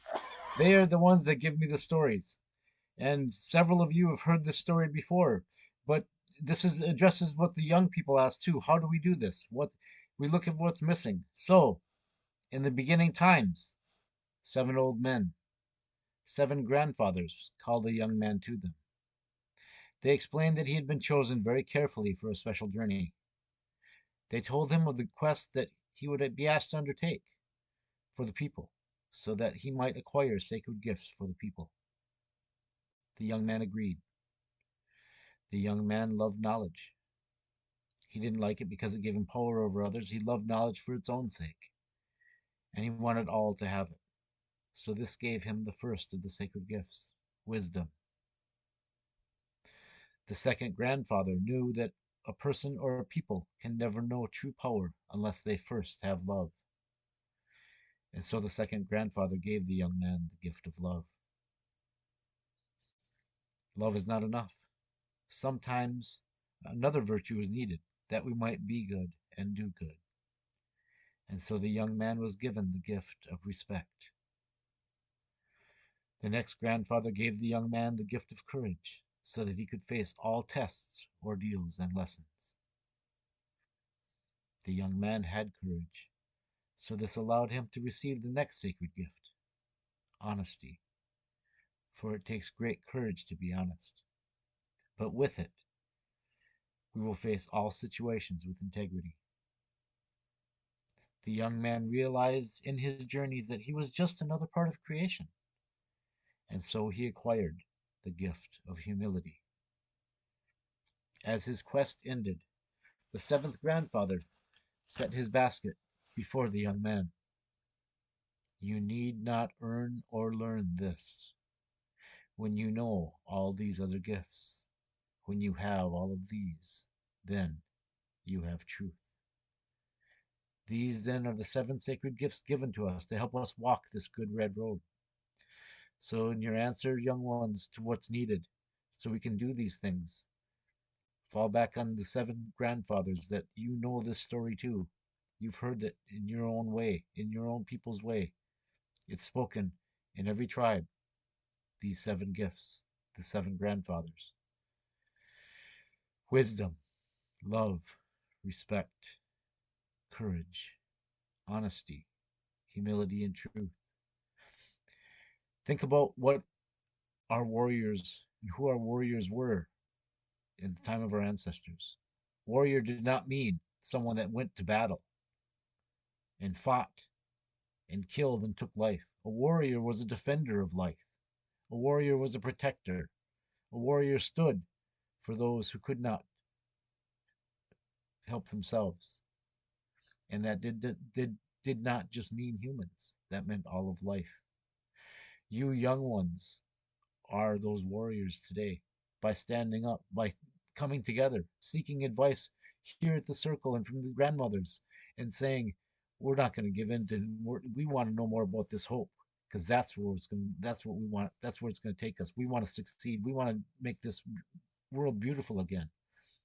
You are our warriors that give us hope. Everyone that stands for all life. I see a bunch of rainbow warriors here before me today. We stand together. That rainbow wouldn't be what it is without one of those colors. We stand for all life. Even those who don't understand or would do the things that are, continue the things that are hurting all of us.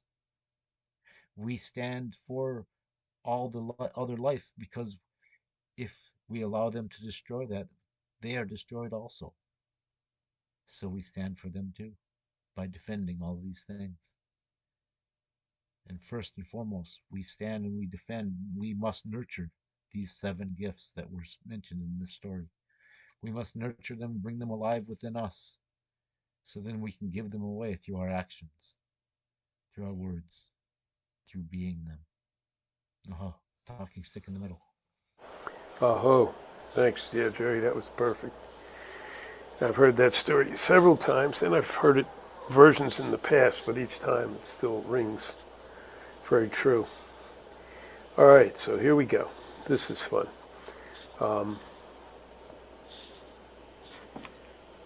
Coming again from the group, how do you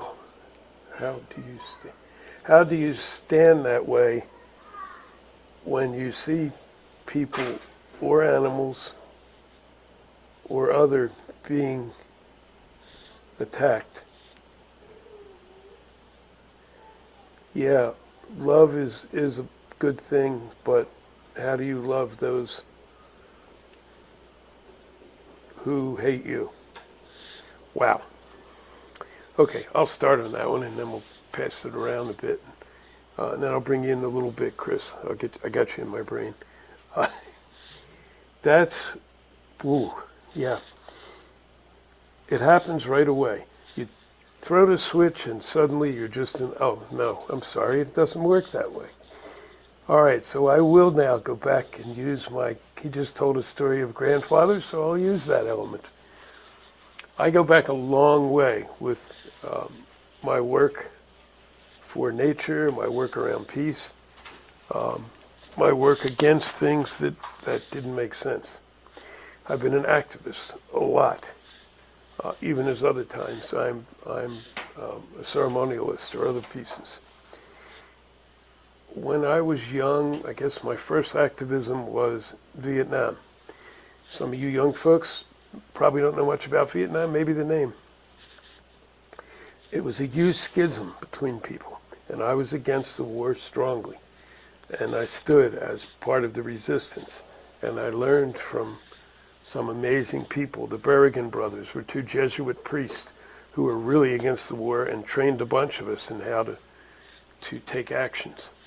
I hated anybody who put that war out there as a positive thing or a necessary thing.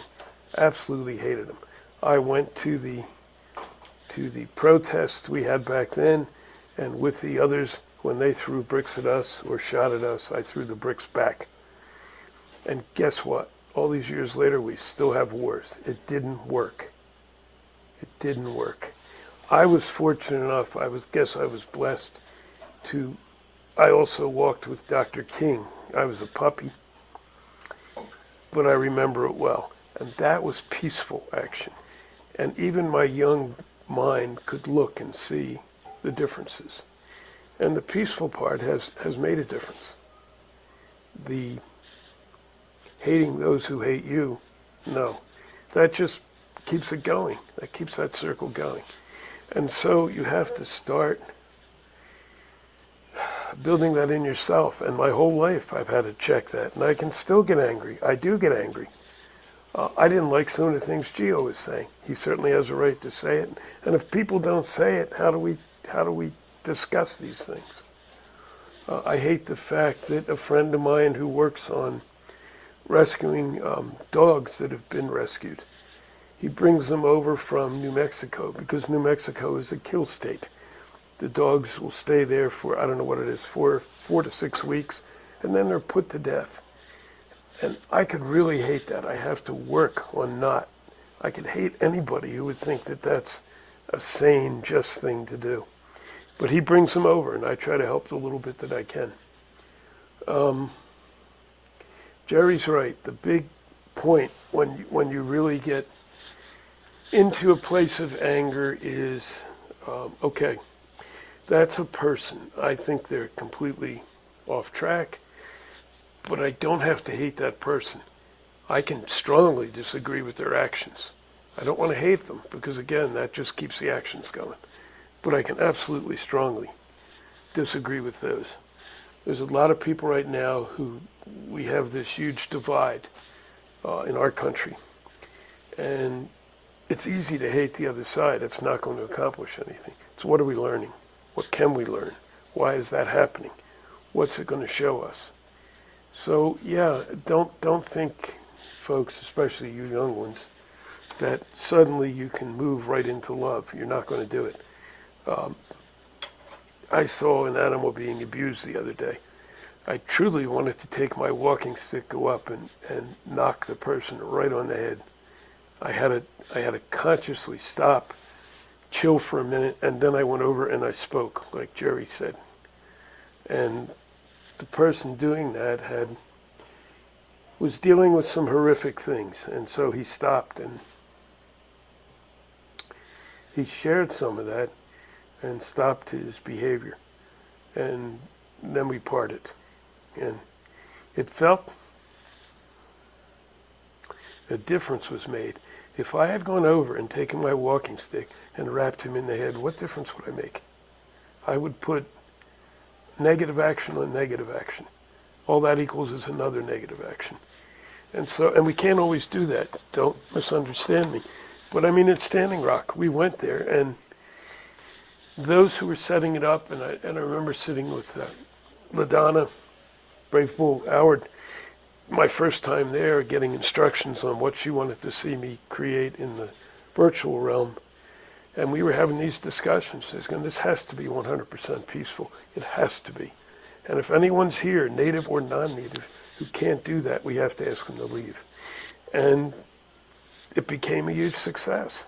If that had gone the negative route, and we had gone into whatever, hating those who were throwing things at us, it would not have been the success it was. I truly believe that, and many other marches. Okay, that's all I have on that. But I just felt like, yeah, my co-host speaks. Oh, So, yes, exactly what Jim said. And if you can't, you don't have to love them right next to them. I'm going to share something that I had a friend send to me because it's right on the money. It's that's the lesson that seems to be the general theme for these times. I'm going to read a little bit of something. The truth is simple. If a human being cannot apologize, take accountability, and emotionally evolve their behaviors, then they are choosing to live in the prison of their own ego. And you cannot heal someone who is committed to protecting the wounds instead of transforming them. Distance is not punishment. It is self-love, self-respect, and emotional protection. We are not here to tolerate cycles of blame, denial, projection, gaslighting, or manipulation. We are here to grow, to evolve, to feel deeply, to be humbled by truth, and to take radical responsibility for the energy we bring into relationships. We each have a gift into this world. This is from me now, not from what I was reading. We each have a gift. What gift are we choosing to give? Are we choosing to give anger? Are we choosing to give hatred? Young ones, you've seen what that's done. And instead, what you're doing is you're looking for a better way. You are coming from a good place, a place of love, and trying to understand what to do in the situation when that person is trying to shove anger at you as their gift or hatred at you as their gift. The answer is you don't have to accept it. You don't have to be there to be the one that they're shoving it at.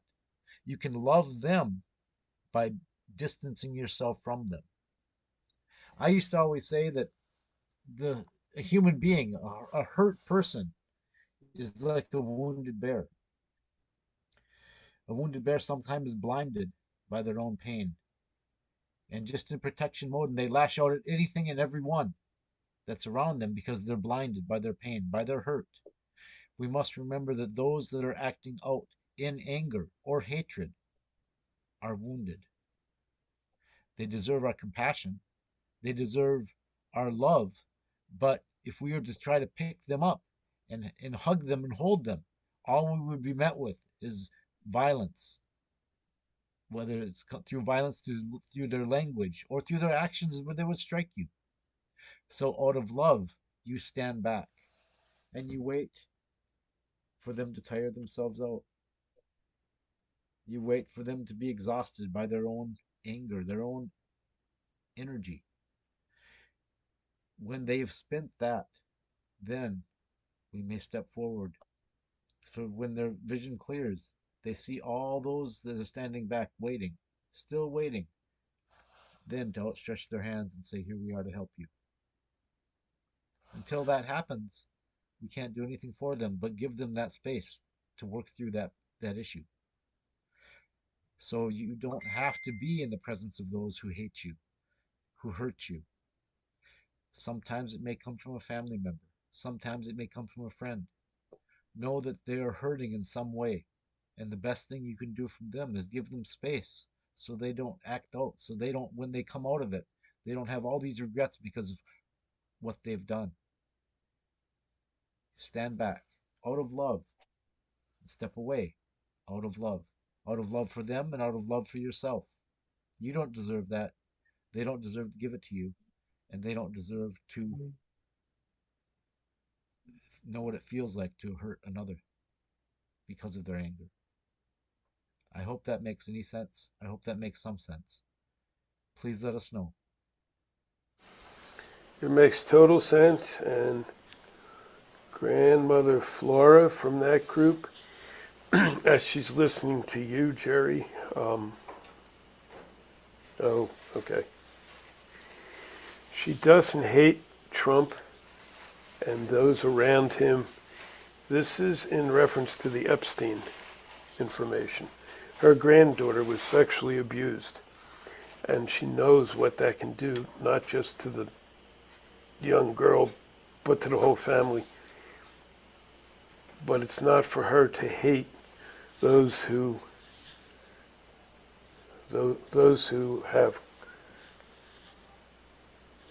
were involved with Epstein is what I think she's saying.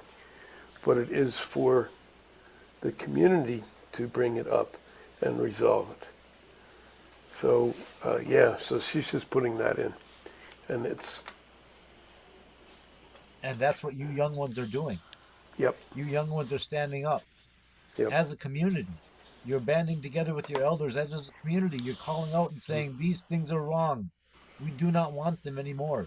You're not condemning anyone. You're just saying these things that are being done are wrong. We want to live a better way. We want to do this together. That's what you're doing.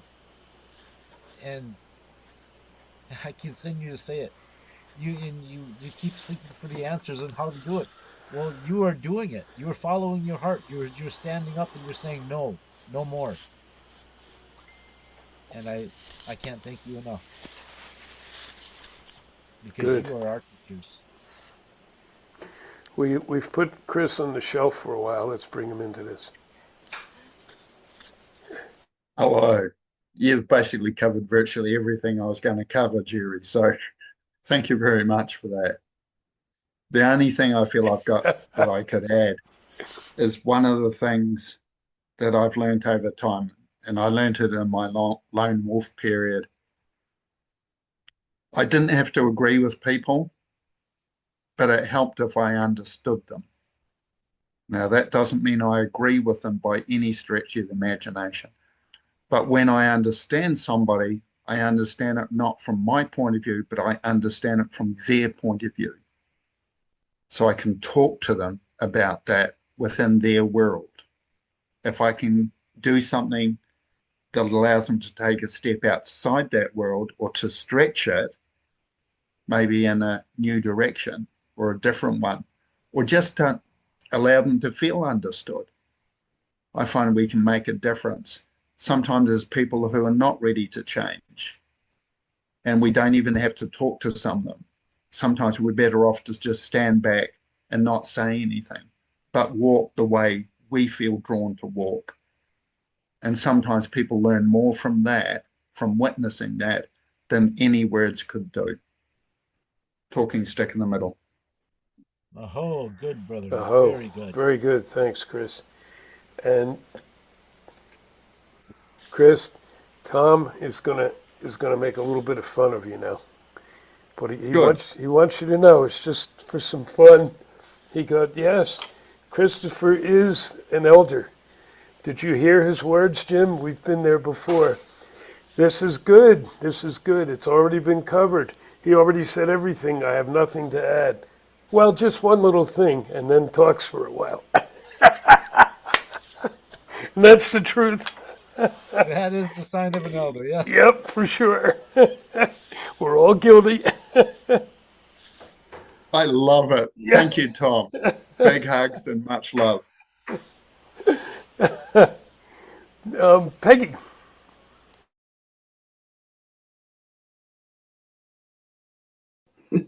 And also the laughter. Oh my gosh, the laughter is such good medicine. I just want to also share that in this path of walking, being as loving as we can possibly in our lives, but also you have to remember that you can be loving without liking. And this is what Jerry mentioned. So we don't have to like people, but I think it is important that we try to love them. But another key and another thing that I've been using as an important tool, especially right now, is the 5 steps of forgiveness. Forgiveness comes into this whole karmic wheel because in order to get to where we are, we've all contributed to this. We've all contributed to the government and all of this. We've all played a part as the primordial ooze in the creation of this chaos. And so we're taking steps to now clear those waters. So we have to forgive first ourselves, which is a hard thing to do sometimes. I struggle with that. We have to forgive others, but we also have to try to forgive the people who have done the harm because they're also in a karmic wheel. And in order to stop this karmic wheel, we actually have to go through the 5 steps of forgiveness to stop it so that we don't carry it any further along on this trail. So the tool of forgiveness, practice in the small spaces, try to apply it in the bigger spaces. try to see, as people have mentioned, sort of seeing where people are coming from, accepting people where they are, forgiving yourself, but forgiving them, because forgive everybody, mother, father, for we don't always know what we do. And that tool of forgiveness will help trigger that ability to be more comfortable in that love, on the love side of that. I think it's, we're so lucky to be alive right now to witness what we're witnessing. And I'm telling you, everybody made a choice to be here. And I'm grateful for everything I've learned and all the challenges, because I wouldn't know what I know if I hadn't been through each and every one of those steps. So all the things that seem like a challenge, there's some teaching in there. We just sometimes have to look beyond that. And yeah, so be as loving as you can and be as forgiving as you can. And just remember that you don't have to like everybody. That's okay. That's good, and that's true. You don't, absolutely. Or, as Jerry said, and that's right too, or their behaviors. Just because does not mean you accept anything they're doing. That's their karma. We're hitting the end here. I just want to throw in, because it goes off of Peggy's quite well, and she makes a really good point. From grandmother Jan again. Yes, love yourself is so important, especially now. And it really is. And it's not easy. I know Peggy just touched on it nicely. It's hard. I still work on it all the time. I worked for years to even understand what the hell that meant. But I couldn't go into any kind of other love, even unconditional love, until I did get that. So that's really important right now, especially right now, with everything going on. Got to put our own house in order, even as we're standing up. If we don't have a strong foundation, there's no way we can stand with the others to be the foundation of the whole thing. So they heard you, Peggy. Okay, I think we're... Jim, before we leave, Yes, go. I was going to... I put in the chat a teaching tool that can be used for any situation. I know, because I've used it in every situation that's been in my life. I've leaned on one of these teaching tools. It's called the 4 Great Questions. The first question is, am I happy with the way things are? The second question is, how do I bring imbalance to the situation? The third question is, how can I bring balance to the situation? The fourth question is, how do I wish to be remembered? I've always started with the fourth question first. How do I wish to be remembered? What do I want my friends, my family, Creator, my children in the future to see that I've did? What I've passed on? Do I want them to see me angry? Do I want them to see me filled with hate? Do I want them to see me quick to judge? Do I want them to see me kind, understanding, patient, loving, and a person of compassion? What do you want? And then the rest of it will go from there. The only thing that's required for this teaching tool to work is self-honesty. And self-accountability and responsibility. In some way, we're all a part of this world. We've done something in our own life. Balance is a difficult thing. Am I in balance right now? No, I would never say such a thing. I have these beautiful things I lean on, these teachings and these things that were given, the stories and that were given to me by those who were much wiser than me. I lean on them. I look to them. And I look in here for that beautiful truth inside. That connection to all that is.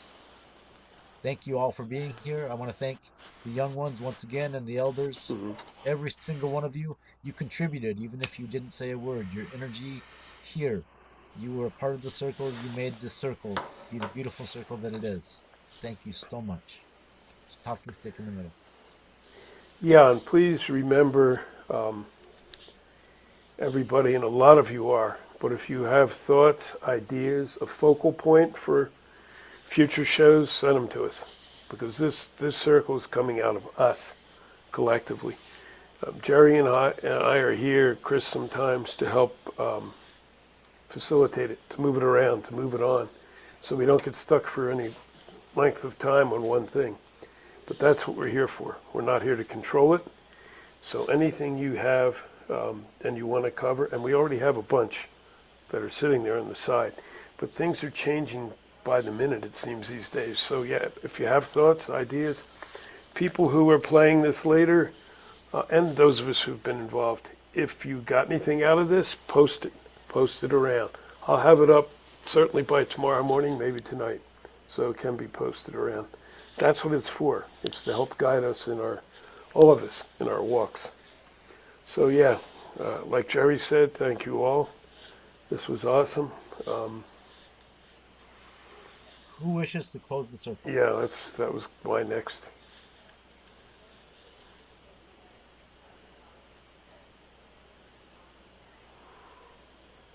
Wakatanka Tecumseh, Great Spirit, Great Mystery, God, Creator, Universe. We thank you. We thank you for this time together once again. We have gratitude that we're able to connect from any place on the planet and speak in this good way. We thank you for whatever we learned today and all that we learned today. We thank you for all these people, those who are here today, those who will hear this later, those who will join us later. I especially thank the young people who have been contributing so much and the grandmothers who have been contributing so much, as well as always our friends that Tom puts together on the res. This is a time of change. This is a time to consider everything we're doing. We are not perfect in anything we do, nor will we ever be, but we can improve. We can do better. We can move and operate and function in the way of love. And we ask the help of all our ancestors and all our guides to get there and to continue to support us along the way. Oh, Matakiwase, all my relations. Oh. Woo. Good night, all. Thanks again. Love you all.